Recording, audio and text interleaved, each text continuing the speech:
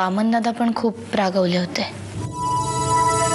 म्हणजे सुगंधाविरुद्ध आपण काहीच करू शकत नाही याचा जास्त राग आला होता त्यांना. मला अहिल्याताईंचं बोलणं पटतंय. त्या म्हणतात तसंच वागूयात का आपण. कारण आणखी किती दिवस सुगंधाची मनधरणी करणार होता आपण. तिला तिच्याच भाषेत उत्तर दिलं पाहिजे आणि याचा निर्णय फक्त तुम्हीच करू शकता. नाहीतरी सुगंधाने आपल्या पुढे काही पर्याय ठेवलेलाच नाहीये. तिचा लवकरात लवकर निकाल लावायला हवा. ती सही करेल म्हणून किती दिवस वाट पाहायची आपण. मग काय करूया? तिला घरात राहायला परवानगी द्यायची?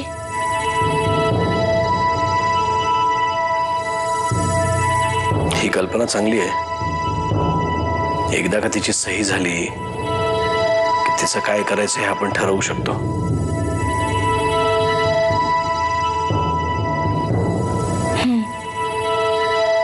तसंच करूया.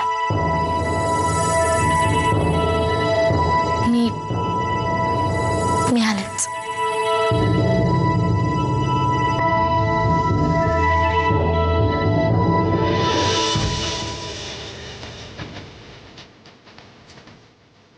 सुगंधा, मला तुझ्याशी बोलायचं आहे. जानकीताई, तू जर त्या कागदांवर सह्या करण्याविषयी बोलायला आली असशील ना, तर मला काही नाही बोलायचं बाई तुझ्याशी. मी एकदा सांगितलं ना, मी माझ्या मागणीवर ठाम. तुम्ही माझी मागणी मान्य केल्याशिवाय मी सह्या करणार नाही. उगाच माझं मन वळवायचा प्रयत्न करू नको.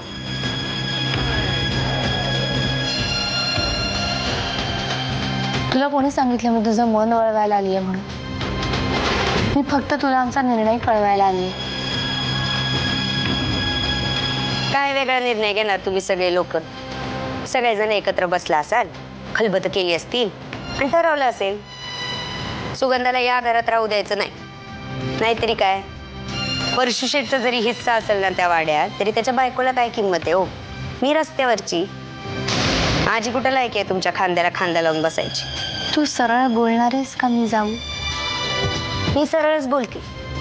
वाकड्यात चिरायची सवय ना तुम्हाला किल्लेदारांची. आता परशुशेठच्या हिश्श्याची जी काय पार्टनरशिप होती ती दिली असती त्यांना, तर काय फरक पडला असता? काही इकडची दुनिया तिकडे झाली असती का? पण नाही, कुणालाही त्यांचा हक्क मिळू द्यायचा नाही असं ठरवलंच आहे ना तुम्ही किल्लेदारांनी. सुगंधा, मी ऐकून घेते म्हणून तोंडाला येईल तसं बडबडू नकोस. मी तुला हे सांगायला इकडे आली आहे की तुझी मागणी आम्हाला मान्य आहे. काय तुम्ही खरंच राहू देणार आहात मला घरात?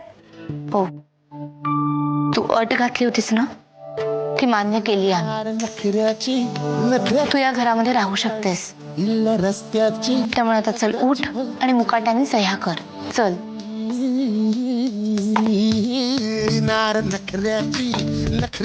सुगंधा, चल. उद्या सकाळी करते की सह्या. का? अगं नाही, ते काय म्हणतात माहितीये का, की संध्याकाळच्या यायला ना महत्वाची कामं करून उद्या सकाळी छान आंघोळ पांघोळ करून मग येते की सह्या करायला. ही काय नवीन नाटकं सुरू केली आहेस आता सुगंधा? अगं नाटकं नाही, खरंच सांगते. आणि आता तुम्ही माझी मागणी मान्य केली ना मला या घरात राहू द्यायची, मला काय प्रॉब्लेम आहे सह्या करायला? येते की उद्या सकाळी सह्या करायला. मी पण इथेच आहे, तू पण इथेच आहेस. आणि खरं सांगू का, टीव्हीवर इतका भारी पिक्चर लागलाय ना, तो सोडून यावं असं वाटत नाही बघ. येते उद्या सकाळी येते. जात का तू पण बसतेस बघायला?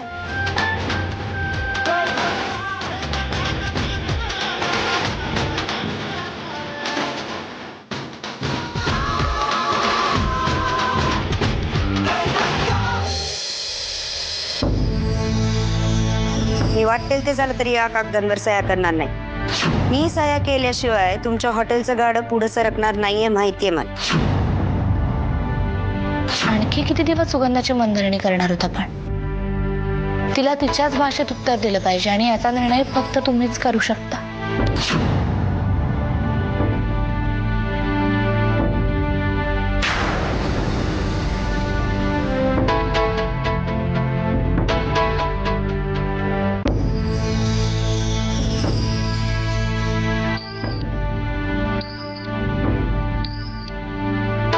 आहेस? साहेब एका महत्वाच्या विषयावर बोलायचं होतं. बोला. काही सिरियस? हो म्हणजे सिरियसच आहे.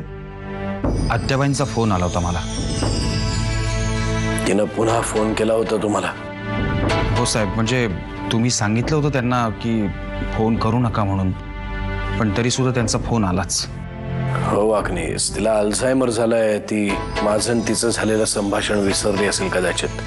हो मलाही तसंच वाटतंय साहेब, पण त्यांनी पुन्हा एकदा तुमच्या लग्नाचा विषय काढला. आणखी काय बोलली? साहेब त्यांच्या बोलण्यावरनं तरी त्या खूप चिडलेल्या वाटत होत्या. आपण त्यांना फसवतोय असं त्यांना वाटतंय, कारण इतके दिवस होऊन सुद्धा आपण तुमच्या लग्नाबद्दल काहीच हालचाल करत नाहीये असं त्यांचं म्हणणं आहे. आणि उद्या सकाळीच त्यांनी मला भेटायला बोलवलंय. साहेब काय करावं काहीच कळत नाहीये. नातेवाईच्या आजारपणाचं काय करायचं हा मलाही पडलेला प्रश्न आहे. पण एक काम करा तुम्ही वाकनीस, तिला तुम्ही कबूल केल्याप्रमाणे तुम्ही घरी या तिला भेटायला. पण तिला भेटण्याआधी मला भेटा. मी सांगतो तुम्हाला काय बोलायचं तिच्याशी ते. ठीक आहे सर, मी येतो उद्या. ठेवतो.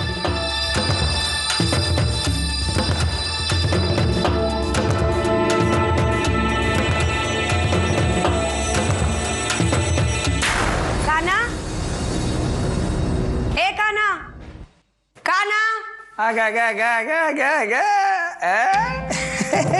कोकणात झालीस काय? किल्लेदारांच्या घराला आग लागली का? भूकंप झाला? अरे नाही, त्याच्यापेक्षा भारी बातमी आणली मी. नरसिंह साहेबांनी का नाही आपल्याला इथं राहायची परवानगी दिली. पण मग पुढं पुढं नाही राहायची परवानगी दिली घरात ना आपल्याला. पुढं काय? अरे पुढं काय पुढं?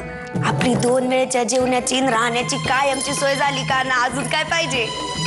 मला उलट त्याच कन्फ्युजनचं डाऊटिंग येते. एवढी चांगली बातमी दिली तुला, जाऊ दे तिकडं. ए येडे, विचार कर जरा. रस्त्यावरच्या कुत्र्याला पण बिना मतलब भाकरीचा तुकडा न देणारी किल्लेदार मंडळी तुला 2 कोटी रुपये देऊन वर घरात राहायची परवानगी देते. त्याच मला काहीतरी डाऊटिंग येते. तू काही लेडी डायनासोर आहे काही तुझ्या एवढं उपकार करायला? हा विचार कर जरा. तुला लय अक्कल दिली ना देवानी. तूच कर विचार आणि सांग मला काय ते. आता काय विचार करू? आलीस ना सह्या करून आपलं तोंड काळं करून एवढं सांगून पण. ए काना, तेवढी अक्कल आहे मला. अजून सह्या नाही केल्यात मी. जानकीला सांगितले उद्या सकाळी येऊन सह्या करते म्हणून. आयुष्यात पहिल्यांदा शहाणपणाचं काम केलं बाय. आता ध्यान देऊ नये. महाभारतात जशी कर्णाला कवच कुंडले मिळाले होते की नाही, तशी तुला कवच कुंडले मिळालेत. तुझ्या सह्या ग काय तुझ्या सह्याला डिमांड प्राप्त झाली.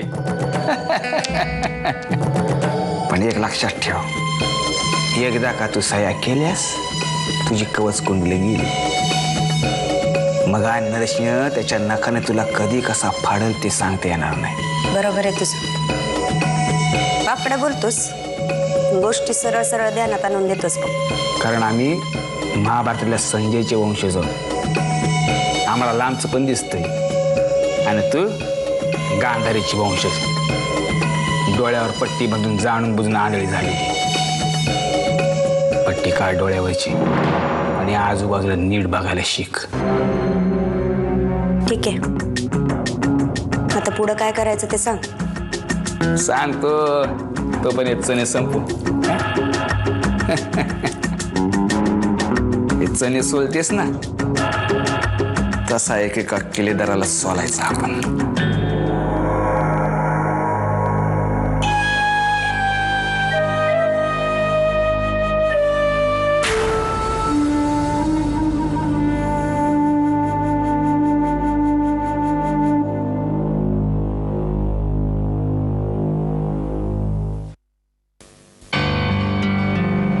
आयुष्यात कधीही कोणाला कमी लेखू नये हा धडा मी शिकलो या हॉटेलच्या निमित्तानं.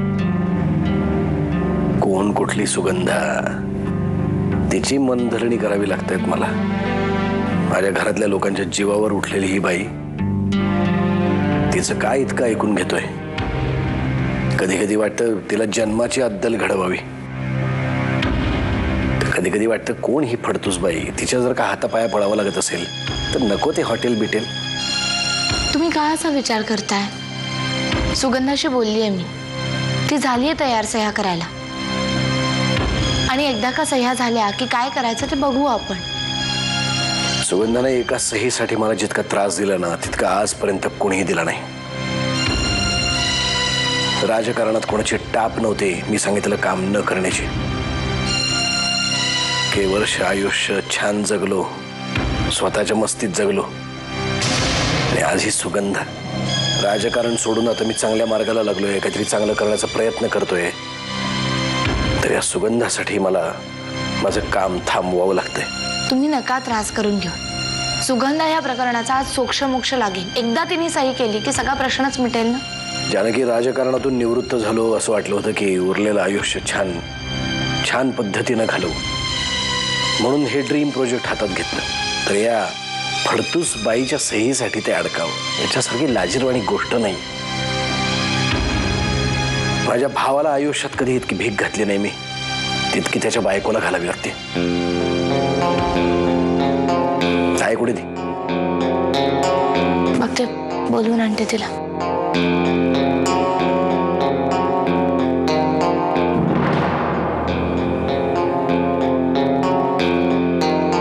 यात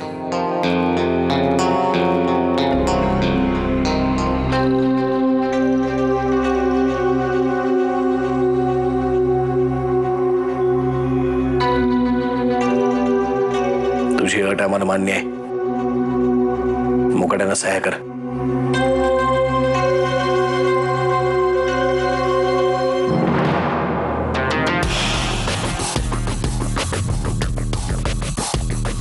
सुगंधा, मी तुला कायमचं या घरात ठेवून घ्यायला राजी झालोय ना, मग काय हरकत आहे, सह्या कर ना. नाही, तुम्ही म्हणजे माझी अट मान्य केली आहे, पण त्याचा पुरावा काय माझ्याकडे? कसला पुरावा? म्हणजे तुम्ही मला कायमचं घरात ठेवून घ्याल ह्याची काय गॅरंटी? नक्की काय हवंय तुला?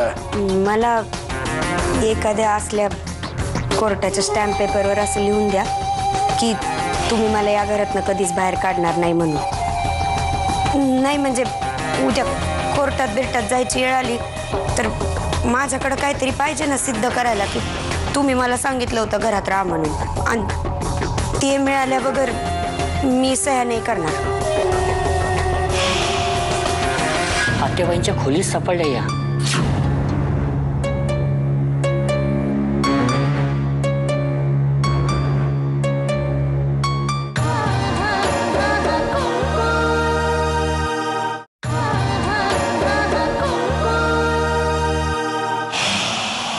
काय? कसला स्टॅम्प पेपर? काय बोलतेस? शुद्धीवर आहेस का तू? मी काही लिहून घेऊन देणार नाहीये. जेलमध्ये सडत पडली होतीस, तिथून उचलून घरात आणलं, तर आता मास आला का तुला? मुकाट्यानं सह्या कर. सुगंधा, तू काय बोलतेयस? डोकं फिरलंय का तुझं? तुझं काय म्हणणं आहे? आम्ही तुला फसवणार आहोत? आणि फसवलं तर स्वतःच्या भावाला तुरुंगात पाठवायला कमी नाही केलं तुम्ही, पण त्याच्या बायकोला दिलेला शब्द पाळाल याची काय गॅरंटी? तू सह्या करतेस की नाही? हे बघा, तुम्ही मला कागदावर लिहून दिल्याशिवाय मी कुठल्याही चिटोऱ्यावर सुद्धा सह्या नाही करणार.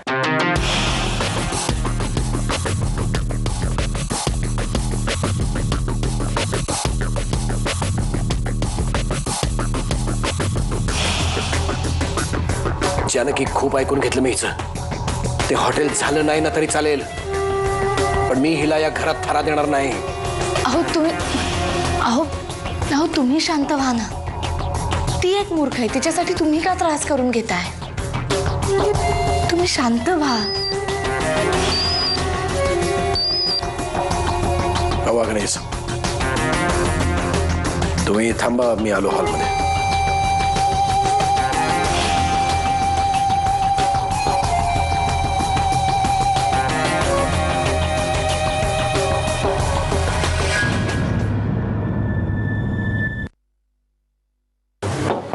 संगीताई, हा रामन दादा. आत्याबाईंच्या खोलीत सापडल्या या.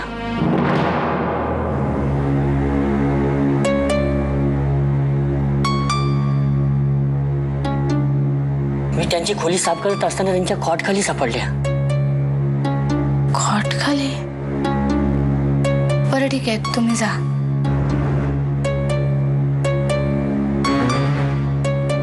गोळ्या सापडल्या म्हणजे आत्याबाई गोळ्या घेत नाहीयेत का काय?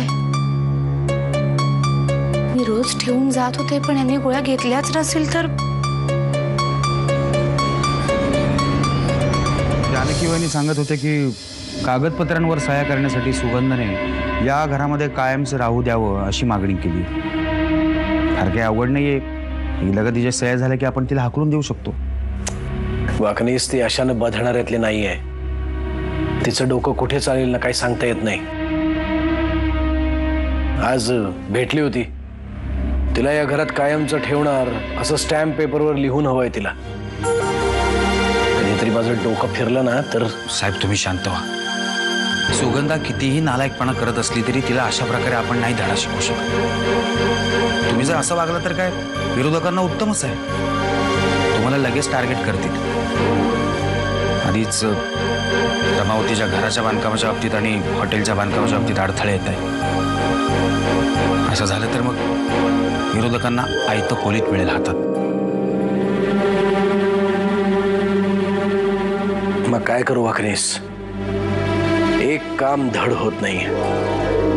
इथून राजस्थानला गेलो तेव्हा खूप उत्साहात होतो.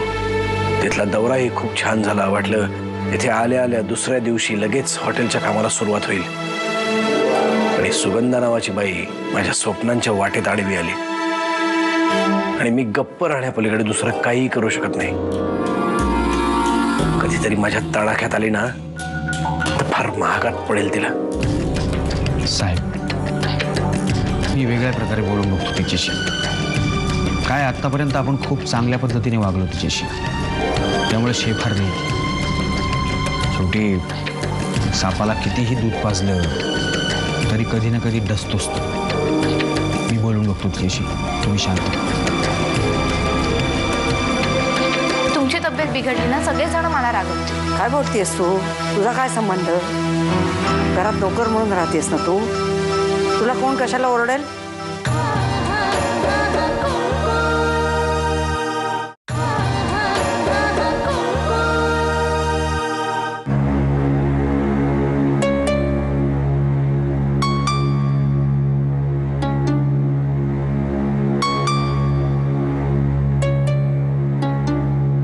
वाकणी सध्या तरी मला एकच पर्याय दिसतोय. तो म्हणजे रमावतीच्या हॉटेलचं काम सध्या बाजूलाच ठेवावं. अहो पण साहेब दुसरं काय करणार वाकणीस? या सुगंधाच्या सहीचं घोंगडं किती काळ भिजत ठेवणार? तुम्ही एक काम करा. या प्रोजेक्टच्या संदर्भात जितके लोक आपल्या बरोबर आहेत म्हणजे कॉन्ट्रॅक्टर्स, आर्किटेक्ट्स, सगळ्यांना सांगून ठेवा की सध्या तरी हे प्रोजेक्ट होल्डवर आहे. फार तपशिलात काही सांगू नका. सुगंध वटणीवर आली की मग हॉटेलचा विचार करता येईल. ठीक आहे, आजच कळवतो. आणखी एका महत्वाच्या विषयावर बोलायचं होतं. आत्याबाई. आत्याबाई कशी आहे आता तब्येत? बरं वाटतंय ना? तू कशाला आलीस इथे? घरात काही कामं नाहीत का तुला? जा बघू तू. अहो पडू देत ना मला जरा. आत्याबाई तुमची औषधं घेण्याची वेळ झाली आहे म्हणून आली आहे मी इकडे. डॉक्टरांनी सांगितलेल्या गोळ्या घेऊन टाका. काही नको आहेत मला त्या गोळ्या बिळ्या. असं करून चालायचं नाही. या गोळ्यांनी तुमचीच तब्येत ठीक होणार आहे ना. आणि आत्याबाई गोळ्या घेतल्या नाहीत ना तुम्ही तर डॉक्टर आम्हालाच रागवतील. तुला एकदा सांगितलं ना मला गोळ्या नको आहेत म्हणून. डोक्यात शिरत नाही तुझ्या? आत्याबाई अहो असं करून कसं चालेल? तुम्ही औषधं नाही घेतली तर तुम्हाला बरं कसं वाटणार? तब्येत ठीक व्हायला पाहिजे ना. असं करून चालणार नाही. मी आणली आहेत औषधं घ्या. आणि तुमची तब्येत बिघडली ना सगळेजण मला रागवतील. काय बोलतेस तू? तुझा काय संबंध? घरात नोकर म्हणून राहतेस ना तू. तुला कोण कशाला ओरडेल? गोळ्या घेणारच नाहीये मी. पण जे काय बोलायचंय ना ते नरसिंहाशी बोलीन. तुझा काय संबंध आहे त्याच्याशी? मी गोळ्या का घेतल्या नाहीत, कधी घेणार आहे हे विचारणारे तू कोण? तुला खुलासे करायला मी काही बांधील नाहीये. दया दाखवून घरात ठेवली तुला तर डोक्यावरच बसलीस की तू. चालती हो इथून. आणि पुन्हा बजावून सांगते तुला, गोळ्या घ्या म्हणून माझ्या मागे लागायचं नाही.